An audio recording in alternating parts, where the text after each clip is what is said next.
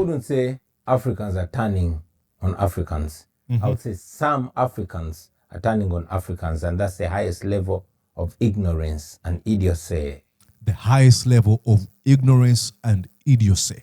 Say that one more time, please. Say that one more time. Africans are turning on Africans. I would say some Africans are turning on Africans, and that's the highest level of ignorance and idiocy. You pardon my choice of words, but that's exactly what it is. It is sad, most importantly, to see that this is prevalently in South Africa. I mean, when South Africa was under apartheid rule, when it was under white minority rule, we came together as Africans. There were fronts for South Africa, in Ghana, in Tanzania, in Nigeria. In Uganda, we had a training wing, a training ground called Kaweweta. It was established to train South African fighters and other African fighters that were going to liberate South Africa under the Mkhonto we Sizwe arrangement. So it is just very, very disappointing, and I'm sure Mandela and all those great freedom fighters must be turning in their graves to see that their legacy is being abused by those that we all fought to liberate.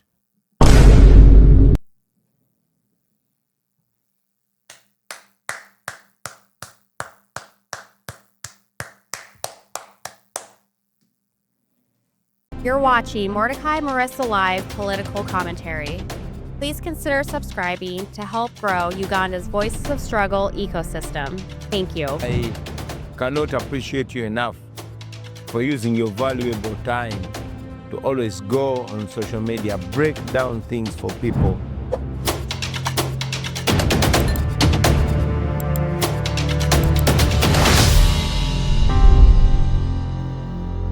All right, ladies and gentlemen, let us jump right in. Kyagulanyi Ssentamu Robert, famously known as President Bobi Wine, had a very wonderful conversation on a platform called OK Africa. He was asked very, very good questions. And I really loved how he answered these questions. It was organized in a serene, very relaxed kind of environment. You're going to see him. But he never missed to communicate like he usually does. Straight to the point, candid, coherent, cohesive, and cogent. Let's jump right in. Absolutely every dictator from Hitler to Mussolini. Yeah, he was asked that question. I think you wanna see that question. Do you believe that the Ugandans, not in politics, see President Museveni as a good leader? Let's listen in. Absolutely every dictator from Hitler to Mussolini to Stalin to Mugabe, they all had supporters, those that feed from their hands, those that benefit from the misrule. Definitely there are those, their family members and their close team. There are definitely those that benefit from the suffering of the people. Right from the days of slavery, there were black people that were benefiting from the slavery. Colonialism, the Africans that were benefiting from colonialism. So definitely there are those that benefit from the dictatorship in Uganda, and therefore they support the dictator. I must make it clear. I want to put a caveat on that. I 100% agree there are emissaries of the Museveni criminal regime who benefit from Museveni's consolidation of power. These folks have been appointed ministers, members of parliament, RDCs, and name it, their children are occupying positions of power in government and stuff like that. They benefit. That's one class. But there's another group of people who look at Museveni as a good leader, not because he's a good leader, but because of a strategy Museveni has used, keeping people primitive and ignorant. Those are weapons dictators or tyrants use, and that's what Museveni has really mastered. He's a very good student of Nicole Machiavelli. You go deep in the villages, deep in Uganda, in Bushenyi, where you come from, and you find a woman who has been convinced that before Museveni came to power, Uganda was living in turmoil. And she's afraid that if Museveni leaves power, we're going to have a war in Uganda. However, one thing she doesn't realize that the last war we had in Uganda was caused by Museveni. After abysmally performing in the 1980 election, it's like, oh, no way. There's no way I'm going to agreed to democracy, there's no way I'm going to use courts of law.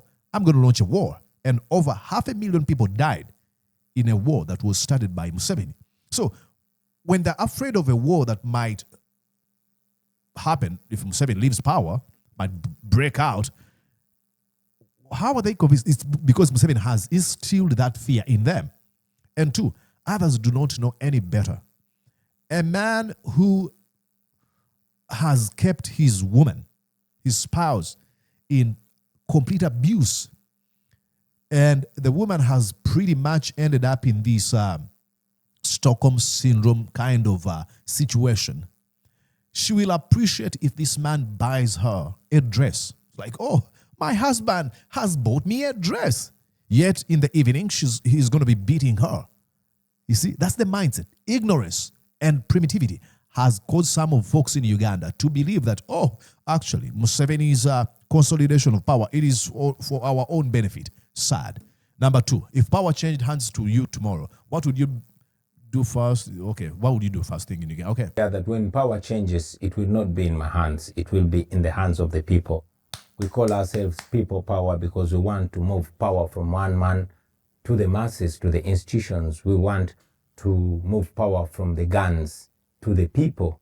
So when power is finally in the hands of the people, represented by me or any leader that will be elected by the people, what we want to change is to end absolute rule, is to end dictatorship, to end gun rule, to bring back democracy, to bring back respect for human rights, to build a country where citizens will not fear to criticize leaders for fear of repercussions, where citizens will be equal before and under the law, where there will be zero tolerance to corruption. You know, I live in the United States of America, and you can go on and criticize the USA all you want. It's not a perfect country. I don't know any country that is perfect, but there's something I really admire about this country. It is called the First Amendment right, where people have a right to criticize the regime like that of Donald John Trump, or if it is a regime or regime of Joe Biden, or if it is a regime of Barack Obama, or a regime of any person. Now, I'm not referring to those as regimes, but I'm saying if there were regimes, then even citizens would have a right to criticize. You had Tucker Carlson, who was criticizing the administration of Joe Biden when he was president. Tucker Carlson was never arrested. He went on to do his job on Fox News. Now you have, then you had Sean Hannity criticizing the leadership of Joe Biden, name it. And now that Trump is president, you have the likes of Don Lemon and a few other like comedians like Jon Stewart, Jimmy Colbert, or Jimmy Fallon, and Jimmy Kimmel, and others who are criticizing the Trump administration, but you do not see them being abducted, tortured, and killed. Okay? That is respect of people's rights. Free speech. Where there will be real Pan-Africanism and real national pride. That's what we want to bring in our country. I think both, because authoritarian... What worries you the most, authoritarian rule or young Africans losing faith that change is possible? Rule is facilitated by people that give up their fight. So, yes, it scares me to see people giving up. That's why among the many things we want to do is to keep the hope alive, is to keep our people believing, to keep hoping against hope. That is what we want to stop. That sense of, giving up, Mm-hmm. I wouldn't say... I think that's a very big point, and I'm sorry, but I have to add caveats here. Look, criminal regimes usually want to create a situation where citizens are desperate, they're mundane. There's a spirit of apathy because they know once you put people in that situation, then you can control them without them raising not even a finger. Do not lose hope. Remain exuberant, flamboyant. Remain hopeful, alive. Remain conscious and fight against the criminal regime. Those weapons, as small as they might sound or look, they are instrumental in dismantling criminal regimes. Africans are turning on Africans. I would say some Africans are turning on Africans, and that's the highest level of ignorance and idiocy. Oh, Are turning Africans. listen to that. What we want to stop. That sense of, are giving up, you know. I wouldn't say Africans are turning on Africans. I would say some Africans are turning on Africans, and that's the highest level of ignorance and idiocy. The highest level of ignorance and idiocy. Say that one more time, please. Say that one more time. Africans are turning on Africans. I would say some Africans are turning on Africans, and that's the highest level of ignorance and idiocy. You pardon my choice of words, but that's exactly what it is. It is sad, most importantly, to see that this is prevalently in South Africa. I mean, when South Africa was under apartheid rule, when it was under white minority rule, we came together as Africans. There were fronts for South Africa, in Ghana, in Tanzania, in Nigeria. In Uganda, we had a training wing, a training ground called Kaweweta. It was established to train South African fighters and other African fighters that were going to liberate South Africa under the Mkhonto we Sizwe arrangement. So it is just very, very disappointing, and I'm sure Mandela and all those great freedom fighters must be turning in their graves to see that their legacy is being abused by those that we all fought to liberate.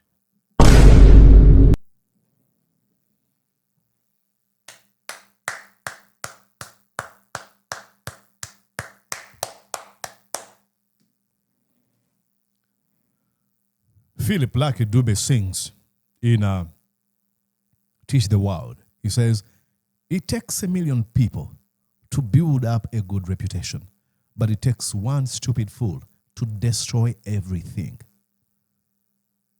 Folks like Desmond Tutu, Nelson Mandela, Winnie Mandela, the likes of Julius Malema, the likes of Lucky Philip Dube, Brenda Fassie, name them.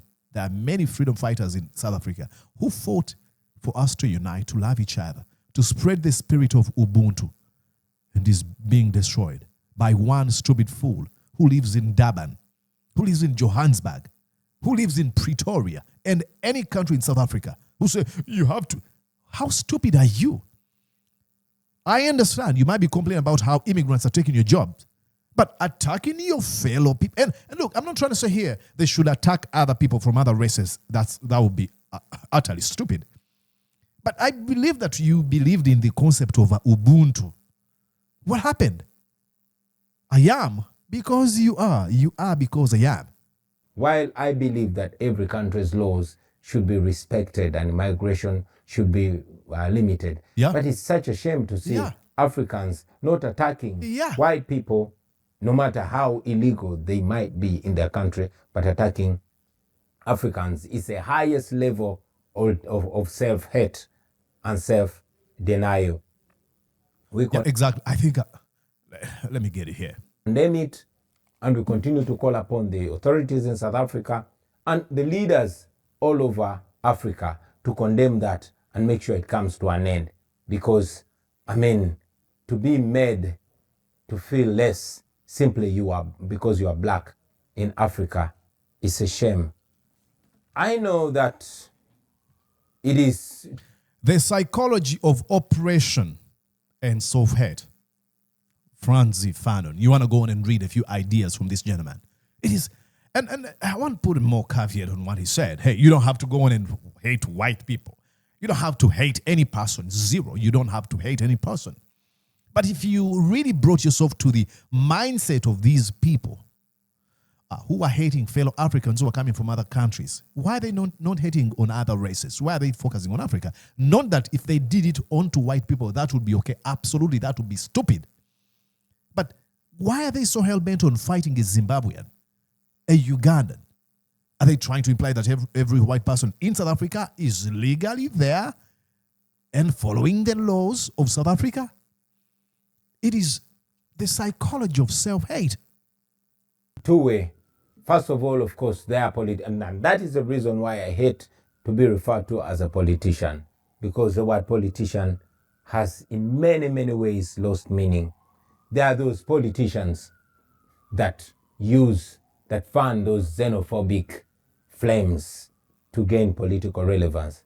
But I'm also tempted to believe that this could actually be a trick to bring back apartheid, because now for we, the Africans that came together to support South Africa, I can imagine that after those few short-sighted South Africans doing what they're doing to their African brothers and sisters, I mean, it is a way of isolating South Africa from the rest of Africans. Imagine if they went back to oppression, because it is very possible. Which African would stand with them? So while they think that they are protecting their territory, they're actually setting themselves against the rest of Africa. If I was them, which I'm not, I would think twice or even thrice. Music, without a doubt. Okay. Let me read you a few lines here. What Malcolm X... Okay, I'll go here. We didn't have confidence in another black man to show us the way, or black people to show us the way.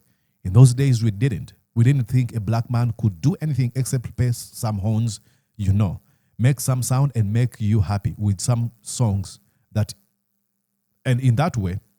But in serious things where our food, clothing, shelter, and education were concerned, we turned to the man. We never thought in terms of bringing things into existence for ourselves. We never thought in terms of doing things for ourselves because we felt helpless. What Malcolm X was saying here was that in making African people hate themselves, Europeans made African people feel helpless. They conditioned African people to be reliant on Europeans for their very survival. Martin Delany once observed this feeling of dependence. He explained, "Unfortunately for us as a body, we have been taught to believe that we must have some person to think for us instead of thinking for ourselves. So accustomed are we to submission and this kind of training that it is with difficulty, even among the most intelligent of colored people, an audience may be elicited for any purpose whatever." What they're trying to say here is those days, they conditioned us to feel helpless, to hate ourselves, to hate each other. What are we doing now? I am one person who doesn't believe or blame Europe anymore about the turmoil we find ourselves in as the African people. There's no way you're going to convince me that a continent of over 50 countries cannot sit down and resolve its issues. Don't blame a white man. It's zero. I cannot explain how I felt when I saw those South Africans. And this wasn't the first time. They've been doing this. They have those xenophobic attacks. I don't know what triggers them. And don't tell me, oh, there are some people behind it. Are you stupid to believe that? How about you start a campaign in South Africa that tells people, that teaches people, no, not to listen to one who is manipulating them or funding them to do these kind of stupid xenophobic attacks? Music communicates, it touches the soul, and it comes in no questionable way.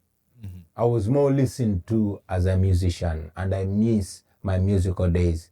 But unfortunately, especially back home where I come from in Africa, music tends to be not taken serious enough. I was an artist, and everything that I'm saying, I said before, only with a beat and with a different look. I never used to look like this. I was free with my free flowing locks and everything, but I had to dress. Oh, listen to his language. He knows it's deliberate here not to use the term dreadlocks. How did he say that? With my what? Only with a beat and with a different look. I never used to look like this. I was free with my free flowing locks and everything. Free flowing locks. Non-dreadlocks. They're not dreadlocks. They are free flowing locks. They are twisted locks. It is twisted hair. There's nothing dreadful about locked hair of the African people. Go find out the origin of that term. Our hair is not dread. Everything. But I had to dress up for the role in order to be taken much more seriously. And these things that I'm saying, I was saying in my music, I only chose to get the mandate of the people and go to the formal platform, and that is the parliament, so I can say formally what I was saying through music. And yes, it has come with benefit to the cause because people have taken it more seriously. It has brought more people to attention. It has brought more attention from the common people to the politics. Back then... But isn't it sad that, you have to look a certain way Uganda, to be taken seriously?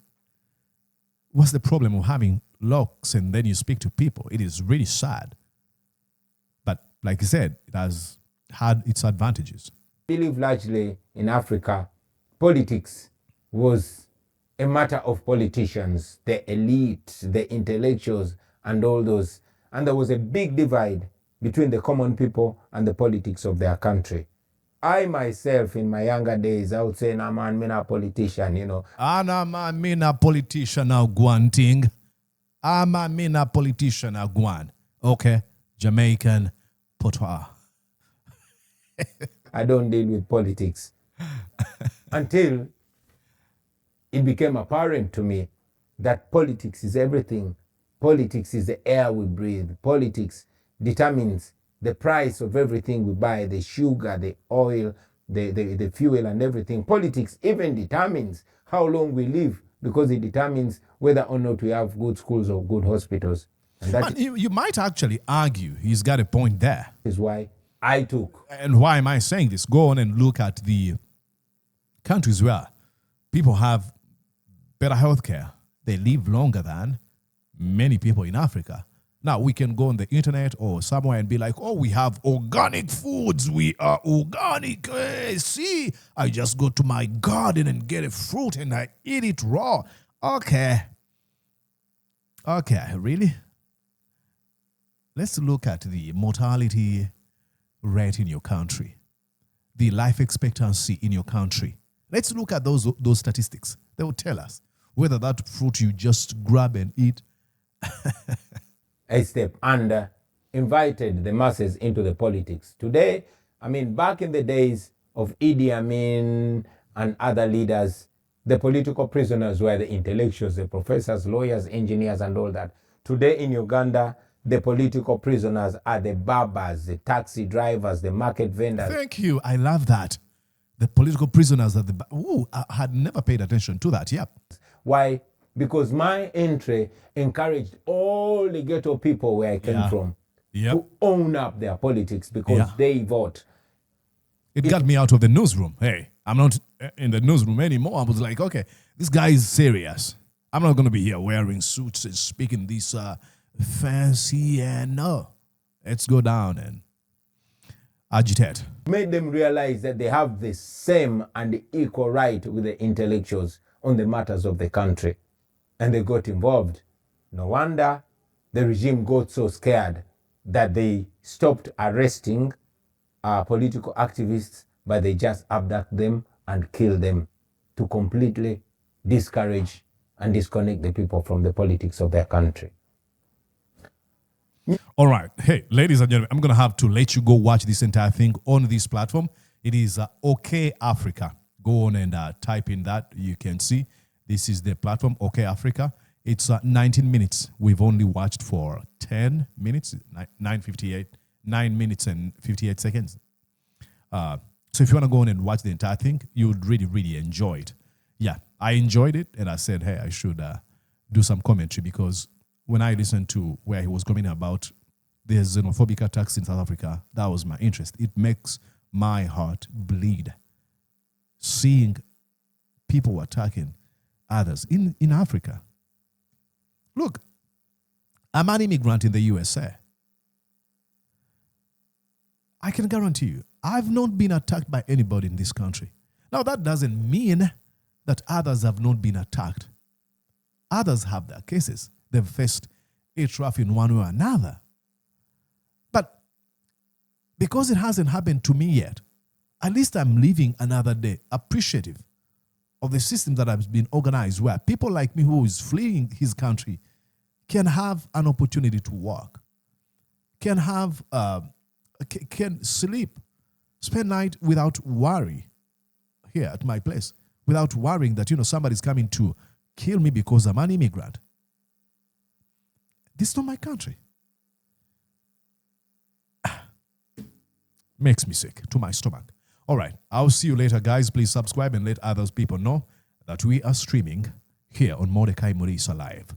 See you. Bye-bye for now. Did you enjoy what you just watched? I'm sure they did. I'm going to guess that you did.